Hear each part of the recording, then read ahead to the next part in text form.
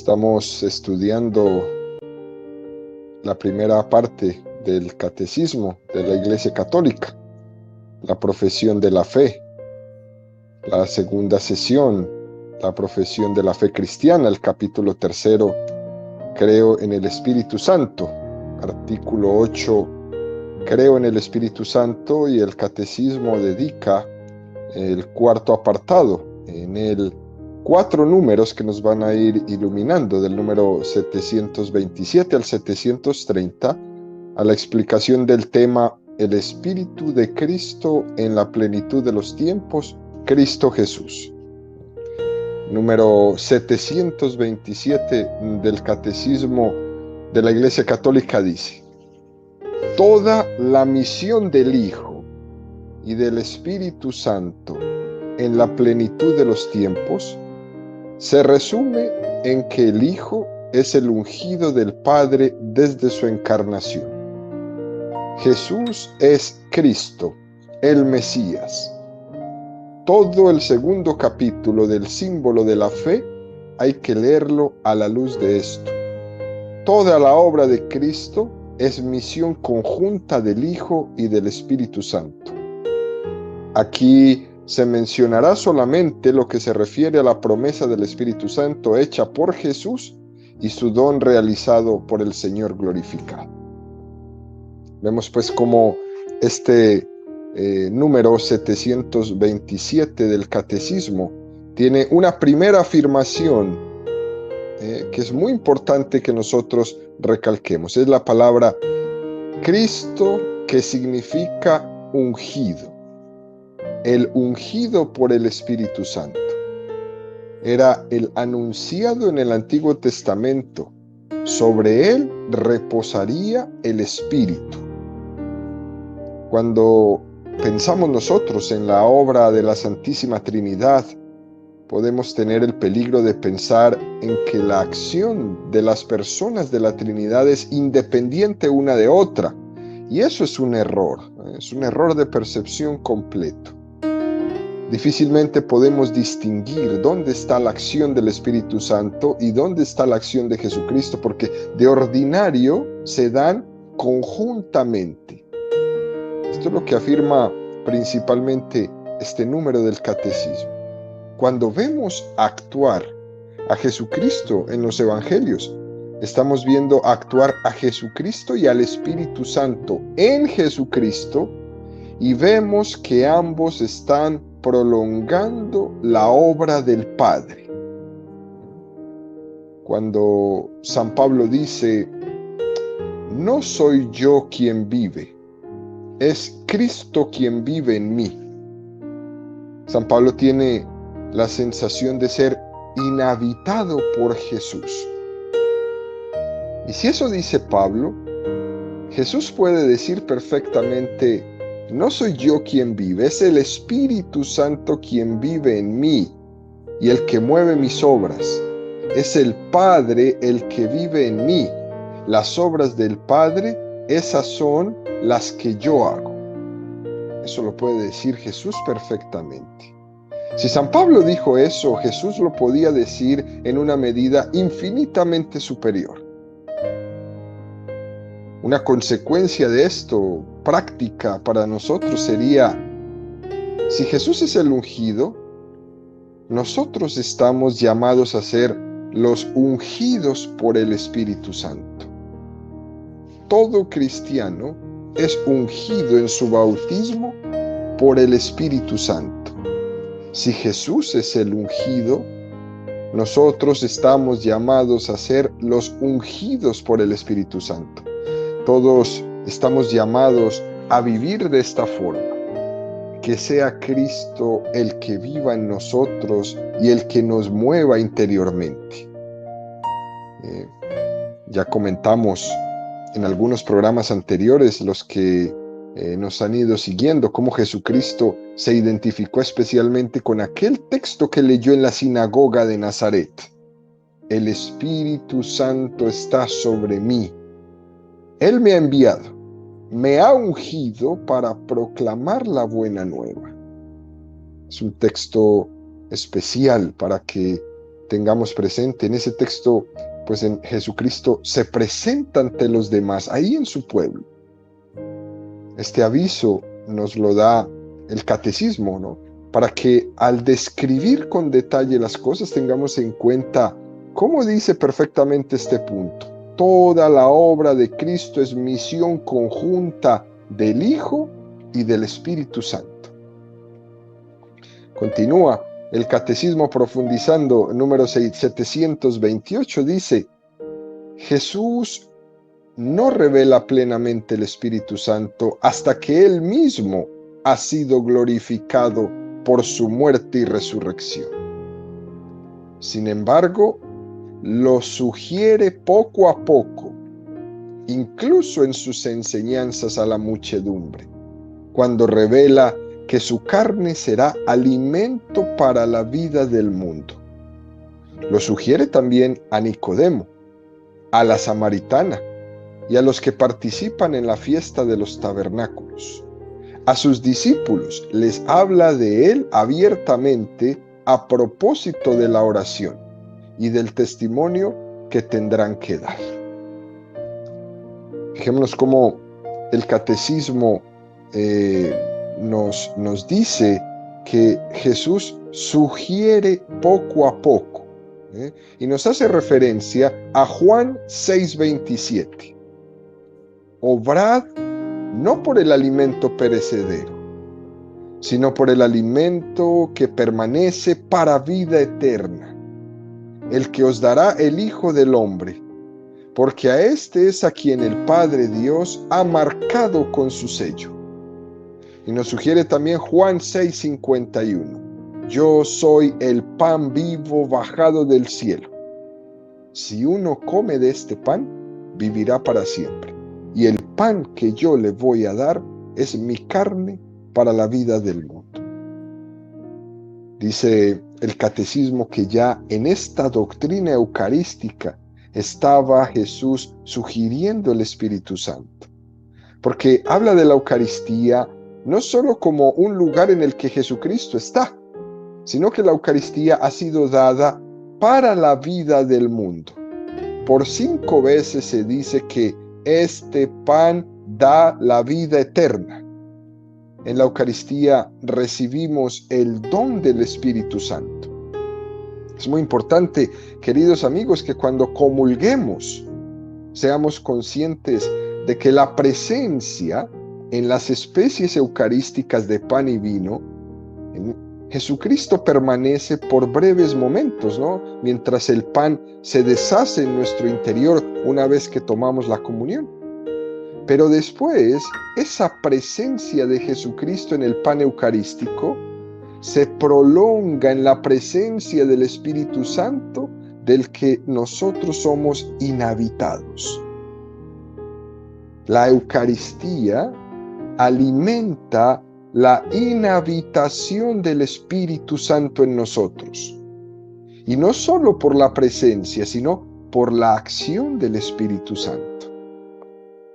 Esto es una parte de la doctrina católica que es preciosa. Cada vez que tomamos la comunión, lo que estamos alimentando es la inhabitación del Espíritu Santo en nosotros. En este texto, Jesús está sugiriendo esto. La Eucaristía, el pan vivo bajado del cielo, es una forma de ser ungido, porque Cristo vive en él a través del Espíritu Santo. Es bueno pedir cada vez que comulguemos que el Espíritu Santo sea nuestro motor. Sea nuestro motor. Juan 6, 60-63. Muchos de sus discípulos al oírle dijeron: es duro este lenguaje, ¿quién puede escucharlo? Pero sabiendo Jesús en su interior que sus discípulos murmuraban por esto, les dijo: ¿esto os escandaliza? Y cuando veáis al Hijo del Hombre subir a donde estaba antes, el Espíritu es el que da vida. La carne no sirve para nada. Las palabras que os he dicho son espíritu y son vida. Recordemos cómo había un cierto escándalo entre los discípulos de Jesús por este discurso de la Eucaristía. Incluso, según dice el Evangelio, algunos después de este discurso lo abandonaron. Son palabras incomprensibles. Solamente el que las entendía era por estar iluminado por el Espíritu Santo, y entonces se adhería más y más a Jesús. Esta doctrina de la Eucaristía solo puede entenderse desde el Espíritu Santo, no desde la carne. De hecho, de las persecuciones más fuertes que tuvieron los primeros cristianos, era por la acusación que se les hacía de comer carne humana, ¿no? Esta malinterpretación de este discurso eucarístico es que estos se comen carne humana, estos son caníbales, se comen a sus niños en sus cultos, en sus ritos que hacen a escondidas. Ese malentendimiento procuraba persecuciones y persecuciones a los primeros cristianos para matarles por ser acusados de caníbales. Pues el mismo Evangelio nos dice, por no entenderlo, muchos abandonaron a Jesús.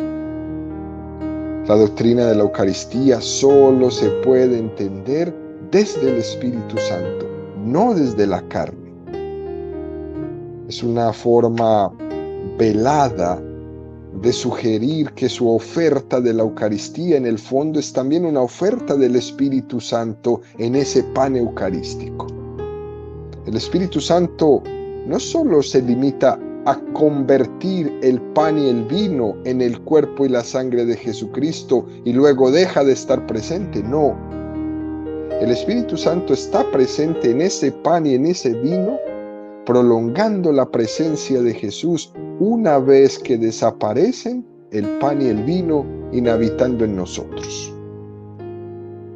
Jesús también lo sugiere a Nicodemo. Y nos refiere el catecismo a Juan 3, 5, 8. Respondió Jesús: en verdad te digo, el que no nazca de agua y de espíritu no puede entrar en el reino de Dios. Lo nacido de la carne es carne, lo nacido del espíritu es espíritu. No te asombres de que te haya dicho, tenéis que nacer de lo alto. El viento sopla donde quiere y oye su voz, pero nadie sabe de dónde viene ni a dónde va. Así es todo el que nace del Espíritu. Nicodemo no estaba preparado para que Jesús le hablara de esta manera tan detallada del Espíritu Santo. Pero ya Jesús lo está sugiriendo. Se lo sugiere en ese nacer de nuevo. Es la acción del Espíritu Santo en él. Es el Espíritu Santo el que lleva a cabo la obra de nacer de nuevo en nosotros, de hacernos como niños. Es el Espíritu Santo el que logra que nuestro principio de actuación no sea lo carnal, sino lo espiritual. Lo nacido de la carne es carne, lo nacido del Espíritu es espíritu. También San Pablo en la carta a los Gálatas nos dice que las obras de la carne son envidias, fornicación, violencias, etcétera, etcétera. Y las obras del Espíritu son la caridad, la benevolencia, el perdón, etcétera, etcétera. Es decir, uno de los signos de que el Espíritu Santo obra en nosotros son las obras espirituales. Y nadie puede hacer obras espirituales si no tiene al Espíritu Santo dentro de él. Jesús nos habla de este motor de acción que está dentro de nosotros, que es el Espíritu Santo. Y lo vemos en el pasaje de la mujer samaritana. Nos hace el catecismo referencia a Juan 4:10. Jesús le respondió: si conocieras el don de Dios ¿Y quién es el que te dice, dame de beber? Tú le habrías pedido a él y él te habría dado agua viva. Pero el que beba del agua que yo le dé, no tendrá sed jamás, sino que el agua que yo le dé se convertirá en él en fuente de agua viva que brota para la vida eterna. Pero llega la hora, ya estamos en ella, en que los adoradores verdaderos adorarán al Padre en espíritu y en verdad, porque así quiere el Padre que sean los que le adoren. Dios es espíritu, y los que adoran deben adorar en espíritu y verdad. Fijémonos cómo Jesús dice que Él le habría dado agua viva. Esa agua viva es una sugerencia muy evidente del Espíritu Santo que le está haciendo a la samaritana. Dame de beber. Es la expresión de todo hombre que tiene sed del Espíritu Santo. Cuando pedimos a Dios que nos ayude, cuando el hombre pide ser feliz, incluso aunque no pida nada a Dios, sin saberlo, este hombre tiene sed del Espíritu Santo. El hombre que se siente insatisfecho, el hombre o la mujer que pide felicidad, que pide plenitud, que esta vida le queda corta, que le gustaría vivir una plenitud y es incapaz de encontrarla en esta vida, lo que está manifestando es que tiene sed del Espíritu Santo, incluso aunque él no lo sepa. Dame de beber. Es la expresión que toda la humanidad dirige a Dios. Dame de beber porque tengo sed. Y lo que está sucediendo en el mundo hoy día es que ya dejamos de pedirle a Dios, dame de beber. Tanta frustración, tanta baja autoestima, tanta persecución de ideales malignos para los niños, para los jóvenes. Ya no hemos pedido más de beber. Que todo en esta vida se sacia por un rato, pero me deja insatisfecho. Es más, parece que todo está hecho en esta vida como el refresco que me tomo y que me quita la sed por el momento, pero luego me da mucho más sed de la que tenía al principio. Y aún lo remarca más. Dice Jesús, los verdaderos adoran al Padre en espíritu y en verdad. La verdadera adoración al Padre es la adoración en el Espíritu Santo. Y que sea el Espíritu Santo el que nos enseñe a ser verdaderos adoradores del Padre. Adorar al Espíritu Santo, adorar a Jesús no le resta al Padre nada. Al contrario, que sea este Espíritu Santo el que me enseñe a ser un adorador del Padre. También dice a los que participan en la fiesta de los tabernáculos, y nos refiere el Evangelio de Juan 7, 37, 39. El último día de la fiesta, el más solemne, Jesús puesto en pie gritó: si alguno tiene sed, venga a mí y beba el que crea en mí. Como dice la Escritura, de su seno correrán ríos de agua viva. Esto lo decía refiriéndose al Espíritu que iban a recibir los que creyeran en él. Fíjenos cómo Jesús hace este signo tan claro el día de esta fiesta que era la más importante. Gritó, no habló, gritó: si alguno tiene sed, venga a mí y beba. Como todos los seres humanos que tenemos sed, lo único que tendríamos que hacer es decirle a Jesús: dame agua, dame de esa agua. Jesús vuelve y lo dice, y te lo dice, ¿no? Y hoy todo el día te lo va a estar diciendo: si tienes sed, ven a mí, ven a mí. Es básicamente lo mismo que le dijo a la samaritana. Es lo que gritó él ahí en esa fiesta de los tabernáculos. Esta agua que yo tengo no se acaba, no se acaba, porque voy a inhabitar en ti. Por eso dice, de su seno brotarán ríos de agua viva. Es el Espíritu Santo el río de agua viva. Y termina este número 728 del Catecismo diciendo, a sus discípulos les habla de él abiertamente, a propósito de la oración y del testimonio que tendrán que dar. Y nos refiere a Lucas 11:13. Si pues vosotros, siendo malos, sabéis dar cosas buenas a vuestros hijos, cuánto más el Padre del cielo dará el Espíritu Santo a los que se lo pidan. Jesús le habla a ellos más claramente del Espíritu Santo, ya no es tan sugerente. Cuanto más el Padre del cielo, es decir, pide y se te dará. Si le dices al Padre que te dé agua, te la da. Si le dices al Padre que te dé el Espíritu Santo, te lo da.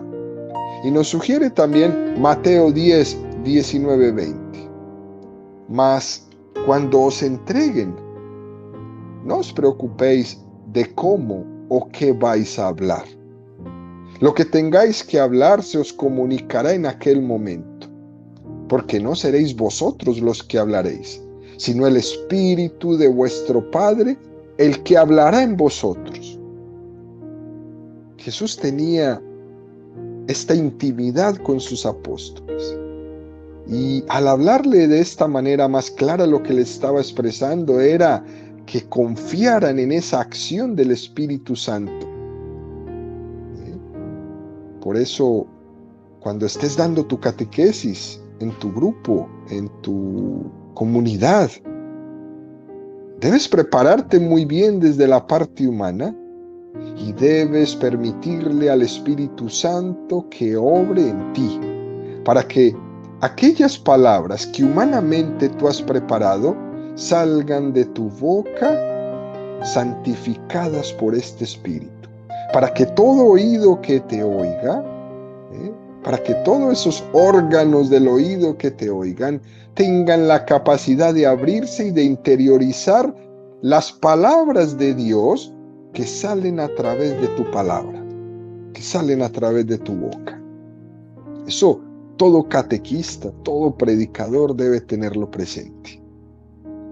Continúa el Catecismo en el número 729 profundizando y dice, solamente cuando ha llegado la hora en que va a ser glorificado Jesús, promete la venida del Espíritu Santo, ya que su muerte y su resurrección serán el cumplimiento de la promesa hecha a los padres.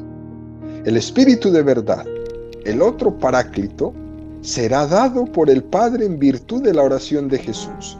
Será enviado por el Padre en nombre de Jesús. Jesús lo enviará de junto al Padre porque Él ha salido del Padre.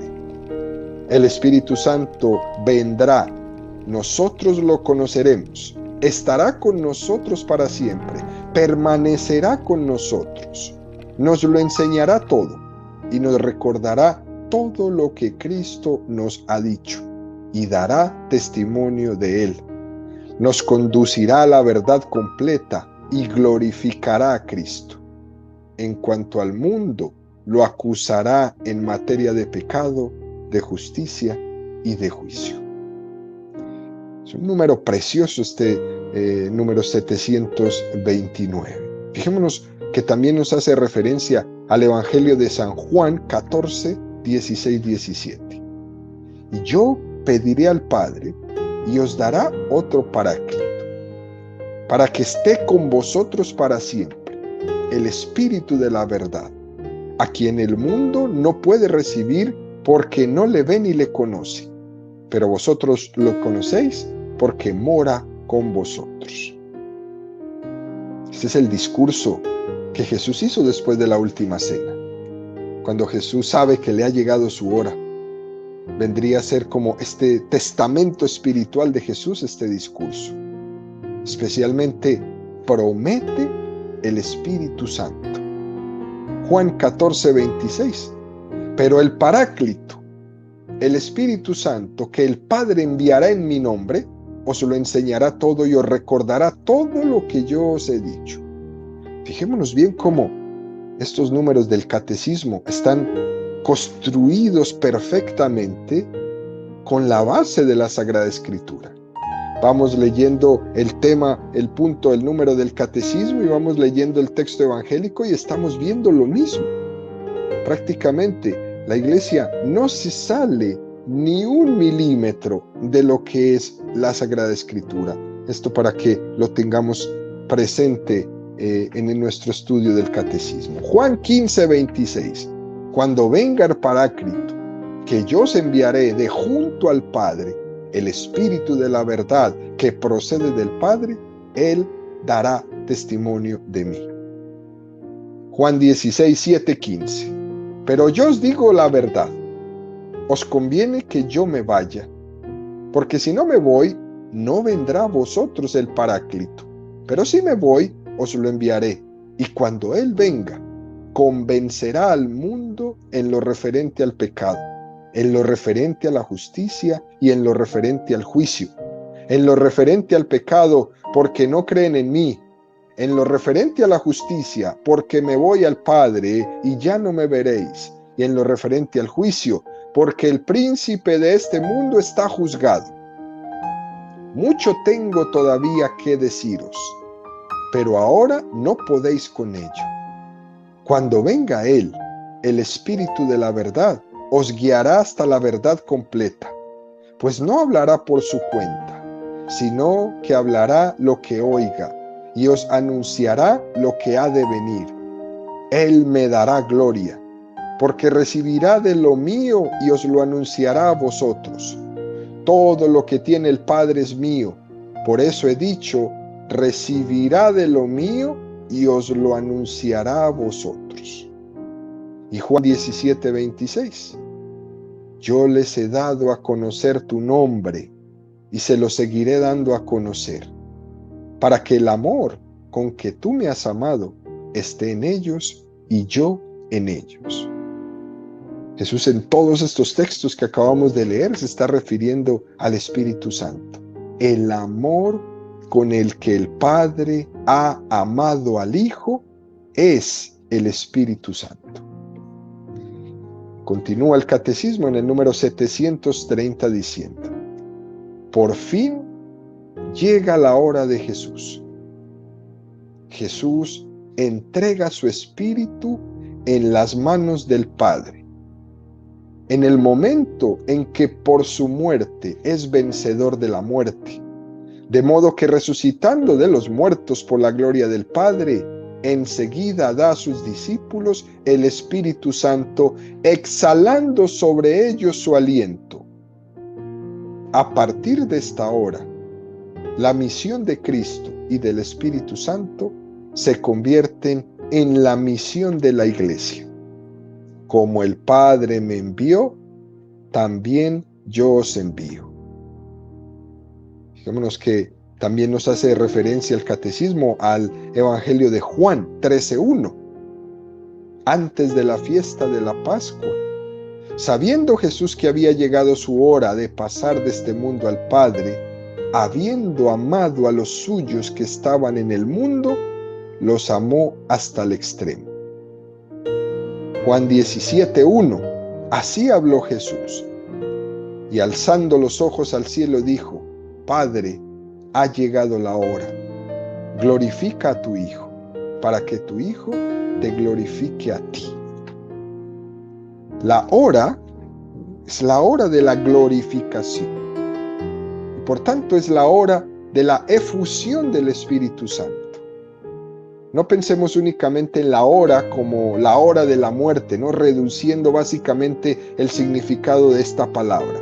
En la Sagrada Escritura se entiende la hora de muerte, de resurrección y de glorificación como una sola cosa. No solo le llegó la hora de morir, no, la hora de morir, de resucitar y de glorificarse, una sola cosa. Jesús entrega su espíritu en las manos del Padre. Lucas 23:46.